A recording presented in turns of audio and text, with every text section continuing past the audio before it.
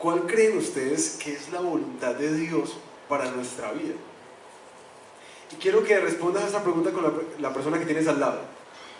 ¿Cuál crees que fue la voluntad de Dios al salvarte? Es decir, ¿para qué te salvó? ¿Qué tenía él en mente? ¿O qué?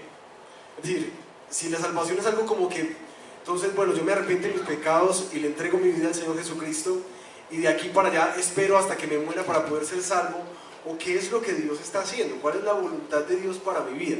Pregúntale ahí al lado a ver si te da una buena respuesta. ¿Cuál crees que fue el propósito de Dios al salvarte?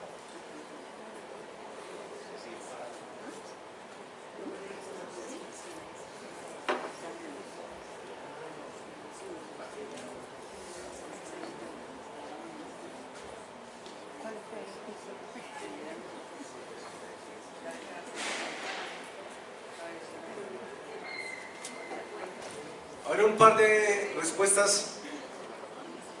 ¿Quién se anima? Valientes. Para servirle. Ok, ¿qué más? Para la gloria del Señor.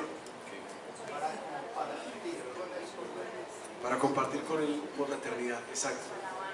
Para su alabanza. Bueno, estamos muy centrados, muy bien.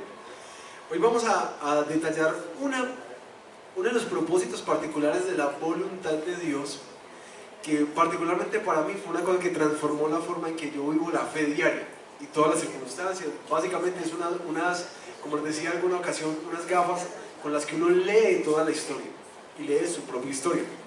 Vayan conmigo por favor al libro de los Efesios. Efesios capítulo 4.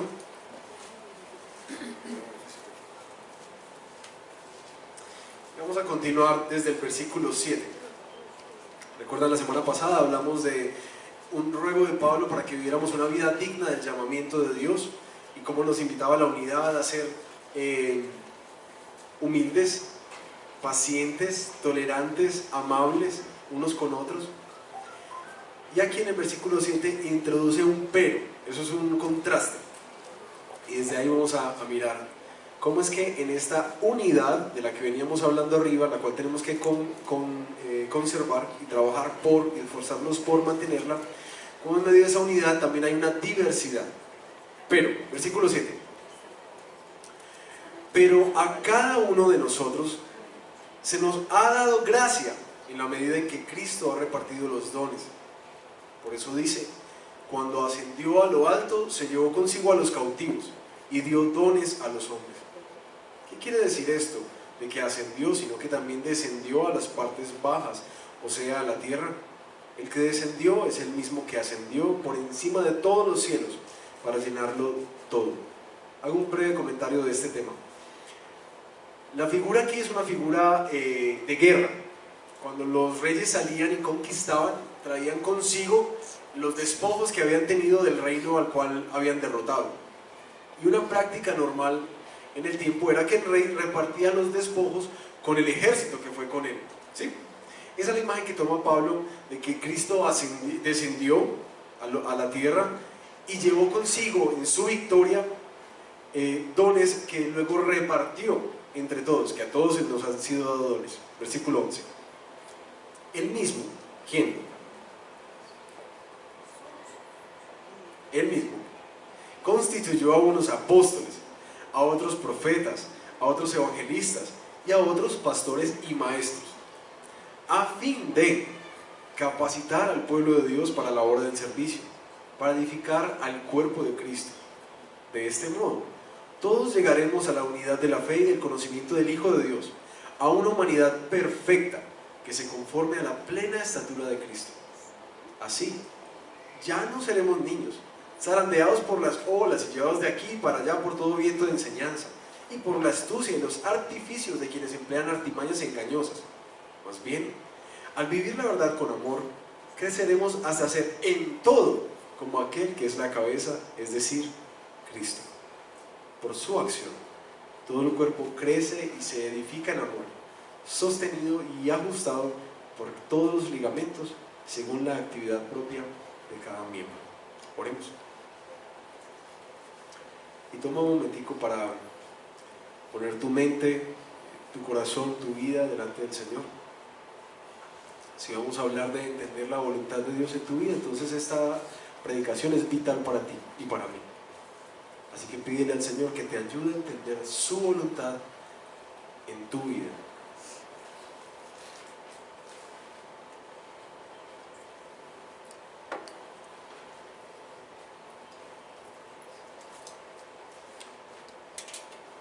Padre, gracias porque no nos dejas ciegos en cuanto a cuáles son tus propósitos con nosotros. Nosotros en humildad oramos que tú desmontes de nuestro corazón y de nuestra mente quizás otros propósitos que hemos articulado para nuestra vida. Nosotros hoy anhelamos caminar y esforzarnos tras tus propósitos. Déjanos ver, Señor, en tu palabra, cómo es que tú quieres operar en nuestra vida.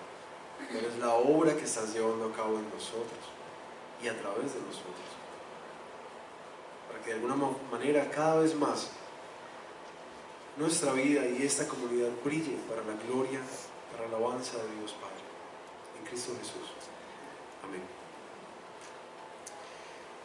Ustedes han visto unos letreros amarillos grandes que ponen en las construcciones. ¿Qué son esos letreros? Ah, bueno, aparte de los de precaución. Unos que dicen curaduría. Como el permiso. ¿Una qué? La resolución de licencia, es decir, un permiso de construcción. Normalmente se lo pegan o en lotes o en edificios que van a tumbar o alguna cosa así, y muestra qué es lo que van a hacer. Eso es lo que se hace público para todo el mundo. Básicamente trae una información muy específica que dice aviso de curaduría tal, este es el curador, esto es lo que se va a hacer, este es el radicado, este es el uso que se quiere hacer. Esta mañana yo quiero animarles a ver ese texto como uno de esos avisos amarillos. ¿Cómo se llaman los avisos técnicamente? Notificación. Una notificación para el que lo lea. Una de esas notificaciones que ha sido puesta sobre nuestra vida. Uno de esos carteles que tenemos nosotros. Y el cartel dice básicamente así: Curaduría Urbana número 1 del Reino de los Cielos. Mediante el radicado, póngale el número que quiera,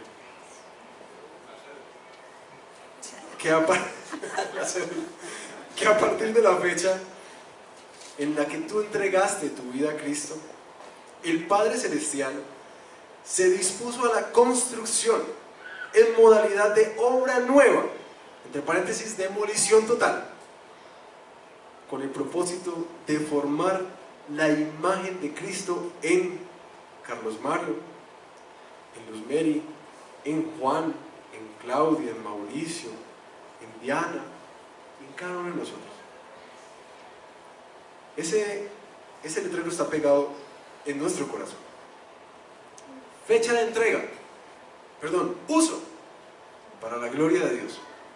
Fecha de entrega, hasta que Cristo venga.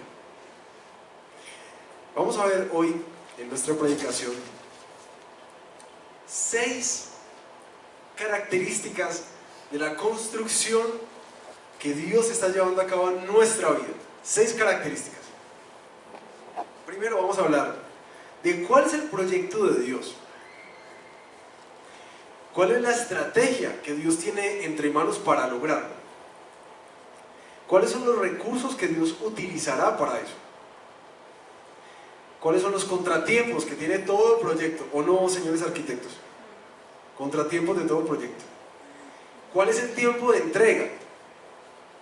Y en medio de un país como el nuestro, donde hay muchas obras sin terminar, ¿cuál es la garantía de que ese proyecto se va a terminar? El proyecto, la estrategia, los recursos, los contratiempos, el tiempo de entrega y la garantía. Así que metámonos pues en este texto. Dice el versículo 13: de este modo, todos llegaremos a la unidad de la fe y del conocimiento del Hijo de Dios, a una humanidad perfecta, que se conforme a la plena estatura de Cristo. Versículo 15: más bien, al vivir la verdad con amor, creceremos hasta ser en todo como aquel que es la cabeza, es decir, Cristo. ¿Cuál es el proyecto de Dios? El proyecto de Dios es que lleguemos a la estatura de Cristo. Si tú quieres saber cuál es la voluntad de Dios en tu vida desde el momento en que decidiste rendirte a Él, es esa. Él te quiere hacer como Jesús. Que llegues a esa estatura. Y eso no es una idea que solo aparezca en este texto. Dice que los planos arquitectónicos de esta obra es la imagen de Jesús, ¿cierto? Si el Señor te ve a ti, mira, bueno, ¿qué es lo que estamos haciendo? Va a mirar a su Hijo. Dice Gálatas 4:19, queridos hijos, por quien vuelvo a sufrir dolores de parto hasta que Cristo sea formado en ustedes. Uy, mucha emoción. Es que los proyectos se emocionan, ¿no? Romanos 8:29, porque a los que Dios conoció de antemano también los predestinó a ser transformados según la imagen de Colosenses 3:10. Ustedes se han vestido de un nuevo hombre, el cual se va renovando hacia un verdadero conocimiento conforme a la imagen de aquel que nos creó. Si tú quieres saber cuáles son los planos arquitectónicos sobre los cuales está construyendo tu vida, de lo que Dios está haciendo en tu corazón, los planos arquitectónicos son su Hijo, Jesucristo. Pero este proyecto, si ustedes se dan cuenta, es un proyecto plural. Dice, lleguemos, el proyecto de Dios, no solamente que tú llegues a ser a la imagen de Cristo, sino que lleguemos, una pluralidad, que lleguemos a ser entonces como una iglesia a la imagen de Cristo. Todos llegaremos y todos creceremos. Aquí lo que importa no es que tú llegues, sino que todos lleguemos. Si te das cuenta, el texto no habla de un singular, habla de un plural. Alguien me estaba explicando en estos días cómo funcionaban los equipos de ciclismo en las vueltas de España, Francia y demás. Me decía, hay un equipo que trabaja para que la cabeza pueda llegar, cansa a los otros y hace varias ¿cómo? Filatunas que dice, estrategias y relevos para que pueda llegar el líder, ¿cierto? Para que Froome pueda llegar. A veces uno piensa en la iglesia como algo así, como que la iglesia es un lugar donde me equipan, me capacitan, yo crezco, soy transformado, me ayudan para que yo al final llegue bien. La iglesia no la ve Pablo así, y no es el proyecto de Dios, que como que tú llegas y no, tú vas creciendo en tu fe, en tu santidad, te pareces más al Señor, en tu carácter y ya. No, esto es entre un plural, llegamos, crecemos. Y es que estaba pensando que en la iglesia a veces hay tendencias de hermanos supernaturales, supernaturales no, con una espiritualidad superior, superhumanos no, como que en la iglesia a veces hay como Neymares, ¿cierto? Como Neymar. Pero mis hermanos, por mucho que Neymar valga 220 y algo de millones de euros, por mucho que él juegue solo no gana. Es decir, si juega solo contra un equipo no gana. Y creo que la imagen del fútbol nos ayuda mucho a entender el tema de la iglesia. A mí no me gusta realmente mucho el fútbol, quienes me conocen, pero la iglesia ha sido diseñada para jugar como un equipo de fútbol.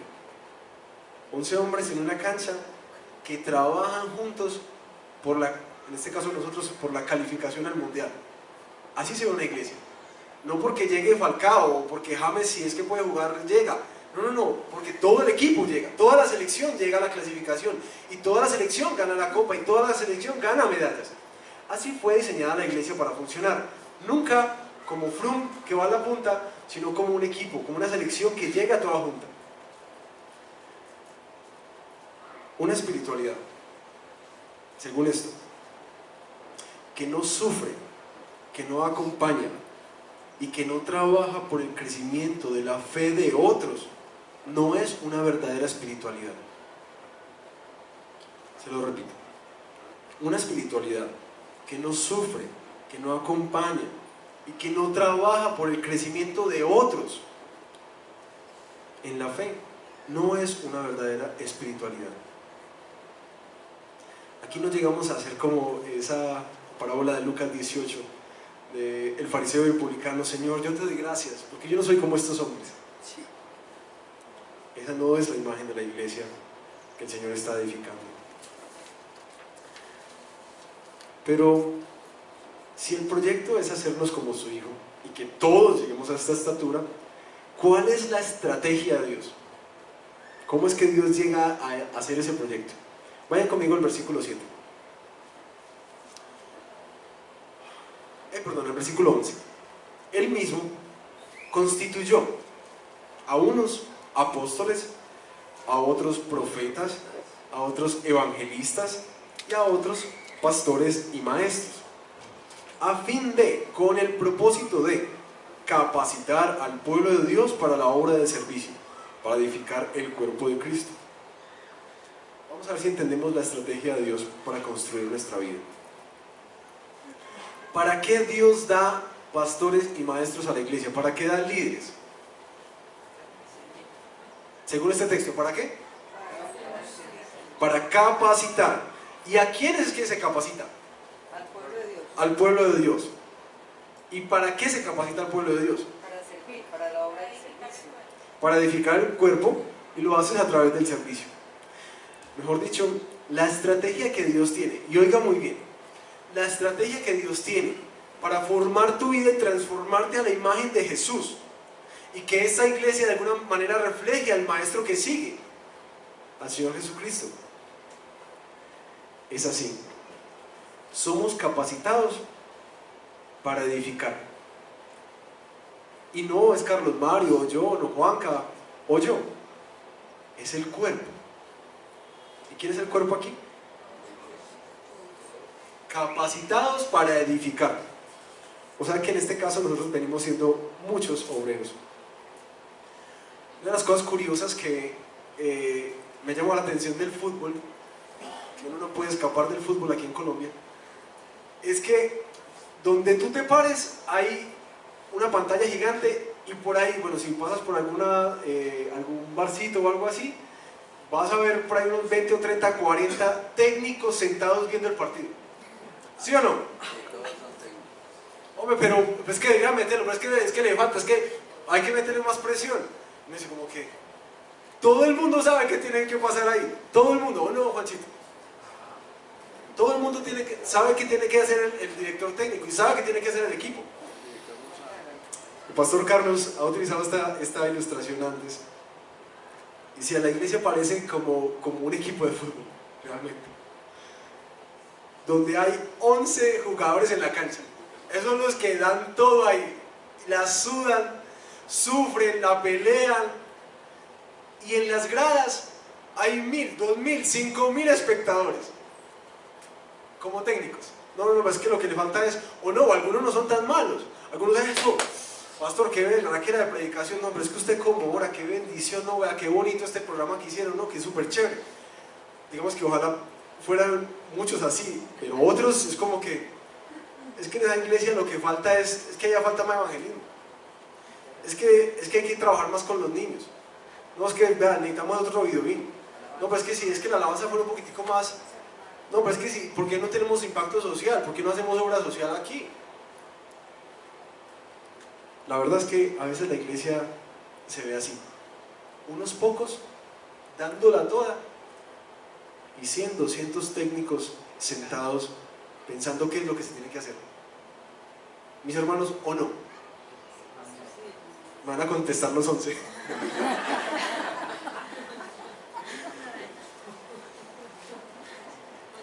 La iglesia ha sido diseñada para que estos 80, 90 personas que somos aquí en esta comunidad dejemos todo el sudor en la cancha. Nos entrenamos para jugar, nos metemos a la cancha y damos todo para que este equipo gane. Así es la iglesia. Eso rompe con la idea de los líderes carismáticos que tienen muchas iglesias gigantes y como que todo es a razón del líder. No, aquí es un cuerpo que brilla, un cuerpo que brilla. Y donde los pastores y los maestros, el liderazgo que el Señor trae a esta comunidad, no es responsabilidad de ellos, o me incluyo, de nosotros, hacer el ministerio según este texto. ¿De quién es responsabilidad hacer el ministerio, servir, hacer de diácono, que es el término griego que utiliza aquí? Hacer de diácono, ¿de quién es la responsabilidad de servir? Del cuerpo. ¿Cuál es la responsabilidad de los pastores y los maestros que el Señor trae? Entrenarnos, capacitarnos para hacerlo bien. Por eso algunos se han sentido incómodos cuando les pido hacer algo y como que, no, yo no sé hacer eso. Pero, no, vamos para adelante, que ese fue el diseño de Dios. Que Él te dio dones para servir a su pueblo, para ayudarte, y vamos para allá. El tercer punto. ¿Cuál? Todo proyecto de construcción necesita recursos. Y a mí me da mucha risa mi suegro.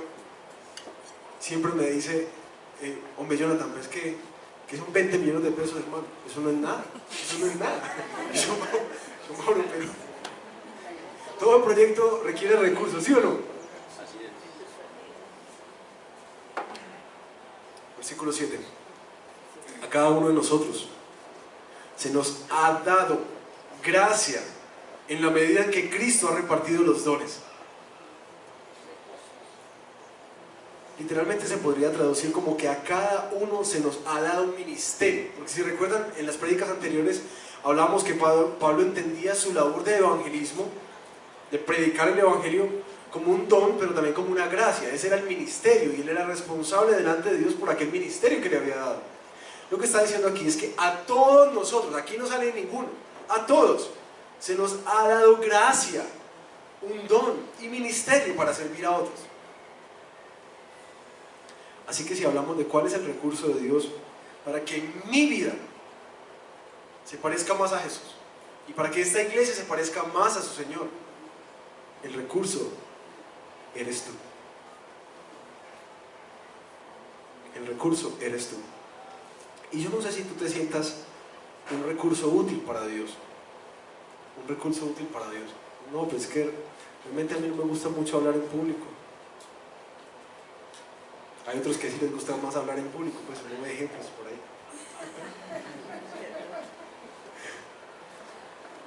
Es que yo no sé mucho de la palabra. Y yo no sé hablar tan bonito.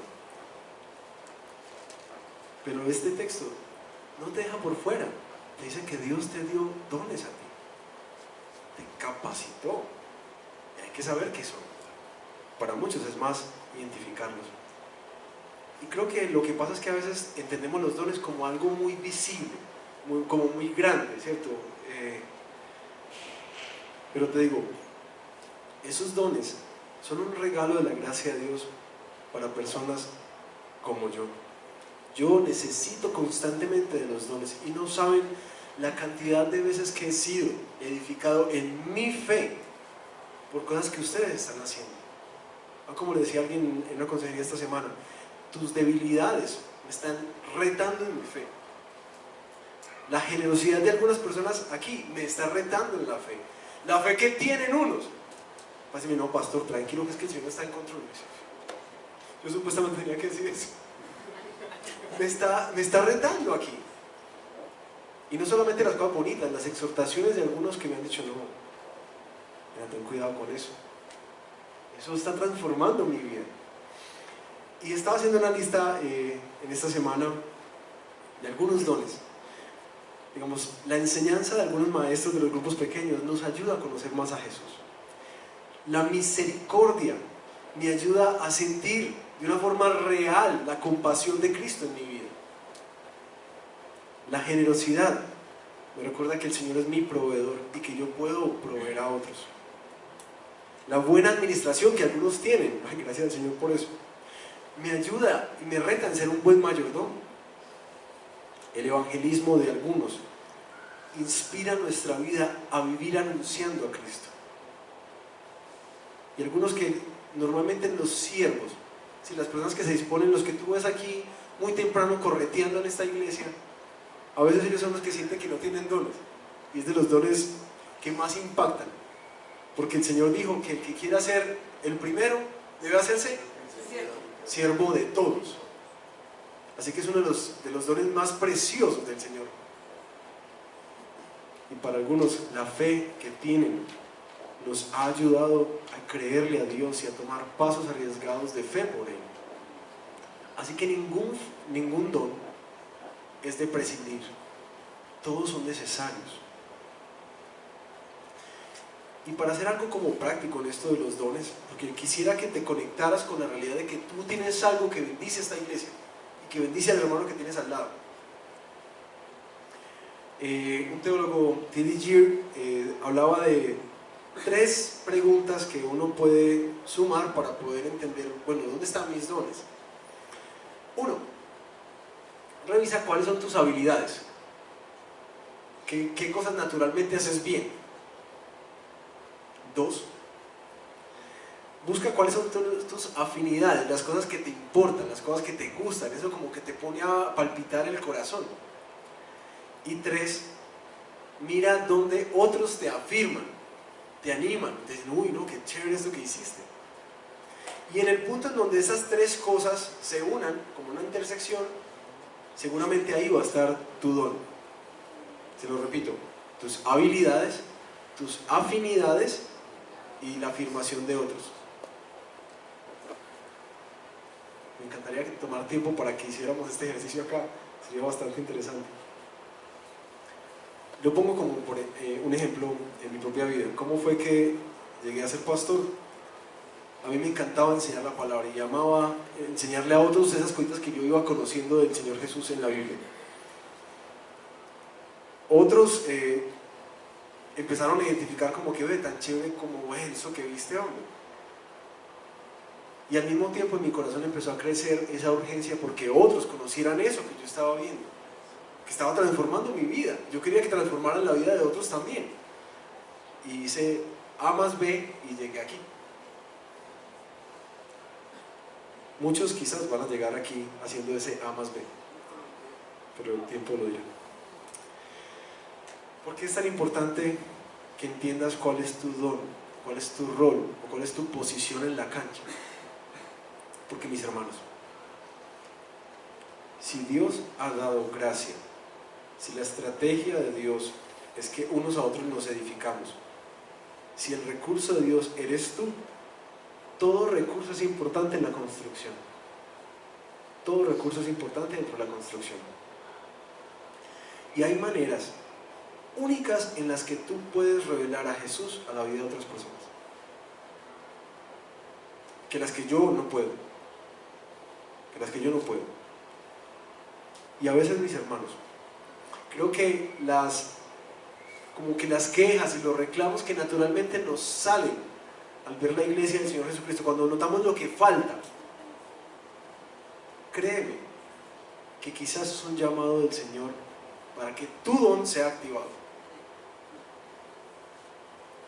Muchas veces cuando notas lo que falta, es el llamado del Señor para que tú te actives en eso que has sido capacitado para hacer y bendecir.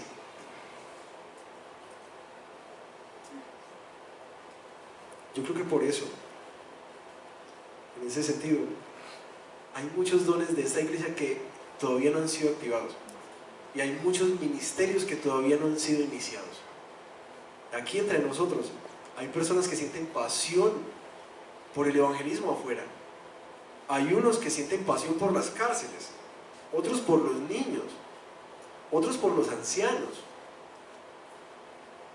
Hay gente con pasión acá y esos huecos se notan. Créeme que se notan. Y con el equipo nos damos cuenta de todo lo que nos falta por hacer, pero no damos para más. ¿Sí o no? Hay formas únicas en que el Señor quiere bendecirnos a través de ti. Y quiero que lo pienses. ¿Cómo puede ser? Vamos para el cuarto punto.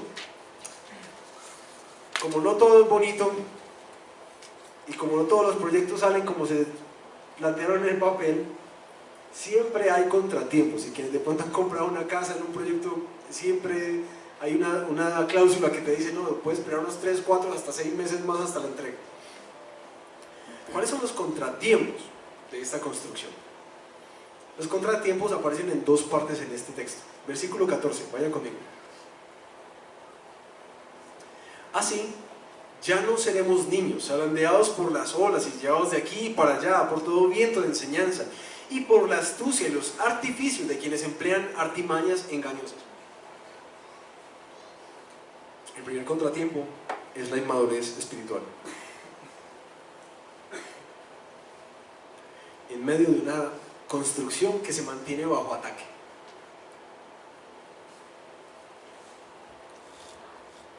Lo que nos dice este texto es que en esta edificación que el Señor está haciendo en nuestra vida y en su iglesia, uno de los contratiempos más grandes que tenemos es nuestra falta de conocimiento del Señor Jesús, es nuestra inmadurez, y que somos llevados de aquí para allá por cualquier cosa que salga por ahí, ¿o no? Por cualquier pensamiento. Fácilmente nos moldea, fácilmente nos lleva a caer en pecado, fácilmente nos lleva a desarticular la fe como bíblicamente se planteó, y por eso muchas personas que han asistido a esta iglesia andan por ahí dando vueltas en otras iglesias, porque no entienden que el Señor nos quiere hacer parte de un cuerpo.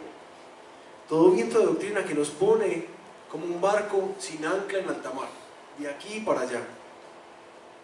Y nótese que hay una intencionalidad en el texto cuando dice que hay artimañas engañosas, es decir, hay una intencionalidad con las cosas que escuchamos que quieren hacerte desarticular de la fe y de este proyecto de Dios. Así que ten cuidado cómo escuchas. El otro contratiempo aparece en el versículo 16. Vayan conmigo. Por su acción, todo el cuerpo crece y se edifica en amor, sostenido y ajustado por todos los ligamentos, según la actividad propia, literalmente dice la función apropiada de cada miembro.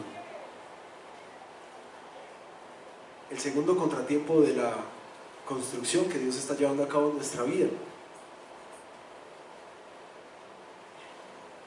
es la mentalidad de consumidores. Dones que se mantienen archivados, dones que se ponen debajo de la tierra. ¿Por qué es un contratiempo? Porque es un recurso no disponible. Así de simple. Si vas a construir y tienes un recurso ahí en una bolsa, en un CDT de 50 millones de pesos y no lo puedes sacar, pues se para la construcción, no puedes seguir. Y uno de los contratiempos de la construcción que el Señor está llevando a cabo en nosotros es eso, dones que están congelados. Y particularmente hay un autor que habla mucho de esto y dice que en la iglesia tenemos una mentalidad de consumidores, ¿cierto? Yo no proveo nada aquí, yo consumo, deme, ¿cierto? Yo me siento y recibo lo que yo necesito. Pero bíblicamente la fe, mis hermanos, la fe ha sido diseñada no solamente para que la veas dentro de una comunidad, sino para que la vivas de una manera activa, sirviendo con eso que Dios te dio, sirviendo con eso a otros que Dios te dio.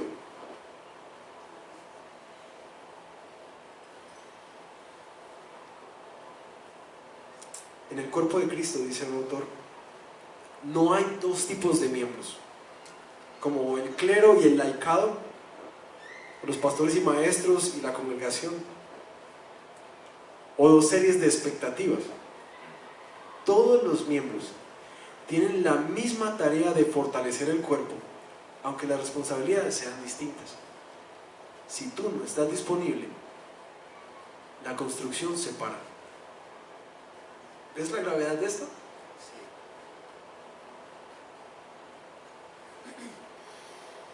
¿Cuál es el tiempo de entrega? Punto 5. El tiempo de entrega. La traducción de la Nueva Versión Internacional, en el versículo 13, dice: de este modo todos llegaremos a la unidad. Ese de este modo literalmente dice hasta que. De hecho creo que la Reina Valera lo dice así, la Biblia de las Américas lo dice así, hasta que. La Nueva Traducción Viviente lo resume de esta manera: este proceso, ¿cuál proceso? El que somos capacitados para edificar y servir unos a otros hasta que lleguemos a la estatura de Cristo. Este proceso continuará hasta que todos alcancemos tal unidad en nuestra fe y del conocimiento del Hijo de Dios, que seamos maduros en el Señor, es decir, hasta que lleguemos a la plena y completa medida de Cristo. El tiempo de entrega del Señor. Este texto nos recuerda que esta actividad no para. Continuamente, esa dinámica de ser capacitados para servir se debe dar en la iglesia para que podamos crecer, para que la obra de Dios sea completa en tu vida. No lo pienses solamente en la iglesia, en tu vida. Eso debe suceder constantemente dentro de la iglesia. Si tú quizás estás llegando por primera vez a esta comunidad, o si estás dando los primeros pasos siguiendo al Señor Jesucristo, eso quiere decir que Dios, cuando tú entraste por esta puerta y en el momento en que empezaste a buscarte, de entrada ya te puso el casquito, ya te puso la camiseta para jugar, porque Dios quiere usarte para hacer una bendición para otras personas. Dios quiere usarte a ti, como eres, con los dones que tienes, con los errores que tienes, para hacer una bendición para otras personas, para que otros puedan conocerlo a Él mejor. Y si tú llevas años aquí, años de caminar con el Señor, yo quisiera llamar la atención a algo. Servir en algún ministerio o participar en algún programa de la iglesia, es decir, tener la agenda lunes, martes, miércoles, jueves, viernes, sábado, domingo en la iglesia, no es lo mismo que edificar. Hago la aclaración.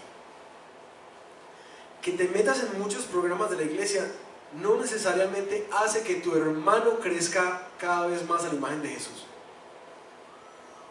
Y creo que esto es una medida para filtrar las cosas a las que decimos sí y a las que decimos no. Porque nuestro proyecto no es hacer por hacer. Lo que dice aquí es que edificamos la vida de otro. Entonces yo tengo que evaluar mi vinculación al cuerpo de Cristo y a la iglesia, en los ministerios que estoy, en los programas que me meto, en los rebaños que estoy.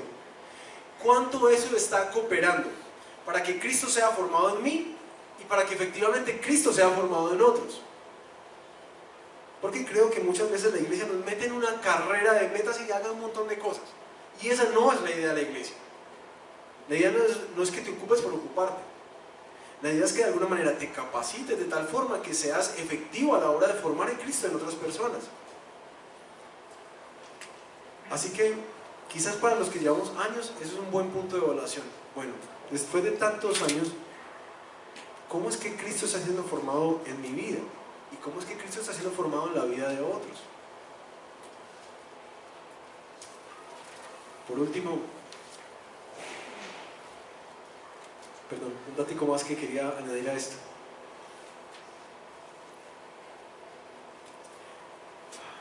Es que este tiempo de entrega sí terminará algún día. Siquiera. Filipenses 1:6.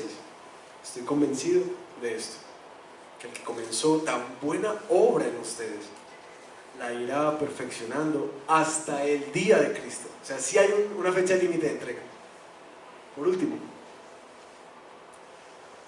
la garantía del proyecto. En medio de como decía ahorita, de tantos proyectos, en especial carreteras empezadas en nuestro país, sin terminar.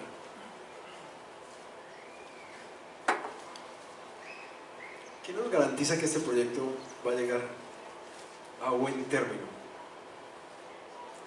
La forma magistral en la que termina este texto en el versículo 15 al 16.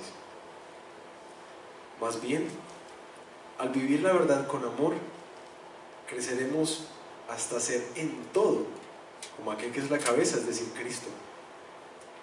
Por su acción. ¿Por la acción de quién? De Cristo. Todo el cuerpo crece y se edifica en amor, sostenido y ajustado por todos los ligamentos, según la actividad propia de cada miembro. La acción de Cristo, mis hermanos, es lo que va a hacer que este cuerpo se edifique y crezca. Él es el que garantiza que su iglesia va a prevalecer. Y digo esto porque no quisiera dar la imagen como que entonces esto depende de nosotros. Esto no depende de nosotros, esto depende del Señor Jesús. Que su iglesia lo refleje, dependes de Él. Él es el que nos va a edificar, es el que nos va a llevar a crecer. Pero fíjese muy bien cómo es que va a llegar a hacer eso. Eso lo hace con la unión profunda, íntima, constante, dependiente, que cada miembro sostiene con su Señor Jesús. En otras palabras, un miembro que constantemente vive en relación con su Señor Jesús, que recibe de Él, y particularmente que ha entendido el Evangelio, lo que naturalmente hará es servir.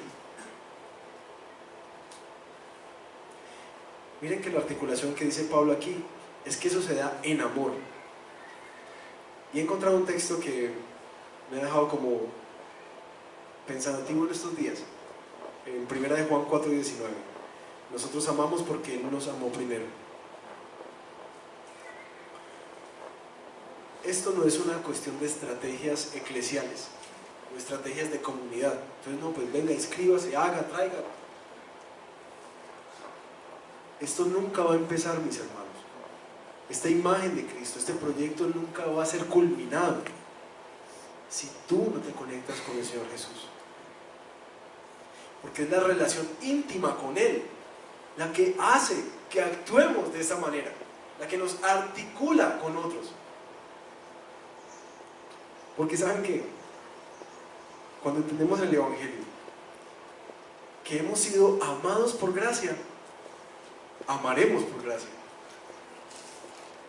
Cuando sabemos que hemos sido rescatados por el Señor de nuestra vida sin sentido, naturalmente en nuestro corazón se empieza a gestar una urgencia por rescatar a aquellos que se están perdiendo. Cuando hemos entendido que el Señor Jesucristo nos ha servido a través de su sacrificio, aunque nosotros no lo merecíamos, la excusa de nuestro orgullo se va y podemos empezar a servir con gracia a otros.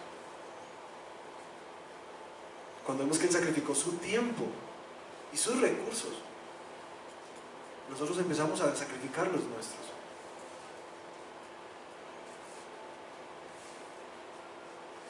En especial, mis hermanos, estaba pensando mucho en esto, como que pensaba, ¿cuál es uno de los enemigos de esto que el Señor está haciendo acá? Es el tema de nuestra comodidad, ¿sí o no? Y por eso es tan importante recordar esas palabras que estudiamos en Juan, cuando Jesús decía, mi Padre hasta ahora trabaja, por eso yo trabajo. La obra del Padre nunca para, así que nuestra obra en el Señor nunca para. Hay tiempos de descanso, pero aun cuando descansas, cuando sacas tiempos quietos,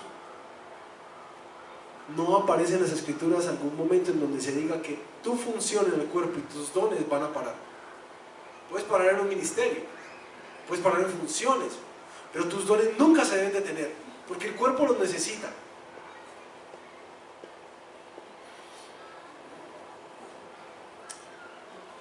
Si entendemos el Evangelio, de que el Señor Jesucristo se sacrificó por nosotros, para acercarnos al Padre, que nos amó por gracia, que está trabajando constantemente en nuestra vida, eso es lo que uno anhela para otros. Así que todo esto arranca desde una sana comprensión de lo que Jesús ha logrado por ti. Por eso es tan importante que en esta mañana tenemos la Santa Cena delante de nosotros, porque nos recuerda que hacer este cuerpo y acercarnos a Él costó un cuerpo quebrado y hasta la última gota de sangre derramada. Quisiera orar antes de tomar la Santa Cena. Yo sé que en medio de nosotros hay muchas realidades de iglesia. Sé que al pensar en este proyecto que yo hago parte, quizás hay dones que están congelados, no por comodidad, sino por heridas. personas que han sido abusadas en otras comunidades, que no quieren darse a otros ya más. Y hoy la Santa Cena quisiera que recordara a cada uno de los que se siente de esa manera, que el Señor conoce lo que estás sintiendo y que en su gracia te capacitará para dar pasos de fe, creyéndole a Él.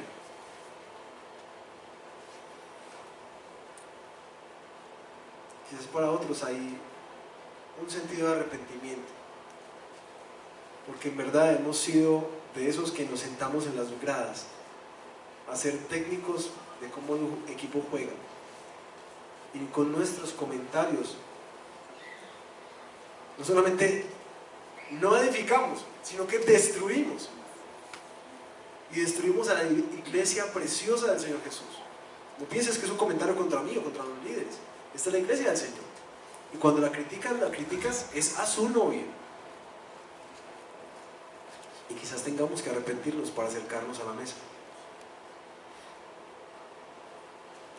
Pero algunos quizás nos vamos a acercar hoy con el anhelo de ser más como Jesús, y al recordar que su cercanía y su transformación en nuestra vida le costó su sacrificio, estamos dando pasos también, y estamos siendo invitados a dar pasos de obediencia para decir: Señor, yo creo que yo no tengo nada, pero yo quiero sacrificar de lo que tengo para ti. Ayúdame a entender qué fue lo que me diste para bendecir a otros. ¿Cómo es que yo puedo ser parte de la transformación de mis hermanos? Y quizás es dar un paso de fe también para decir: Señor, si el propósito tuyo, el proyecto es que formes a Jesús en mí, y tus recursos son la iglesia, quizás yo necesito dar pasos para dejarme conocer más por la iglesia, porque estaba viviendo en la periferia. Yo entro y salgo. Toma un momentico en silencio antes de pasar a la cena y medita cuál es el llamado que el Señor te hace hoy.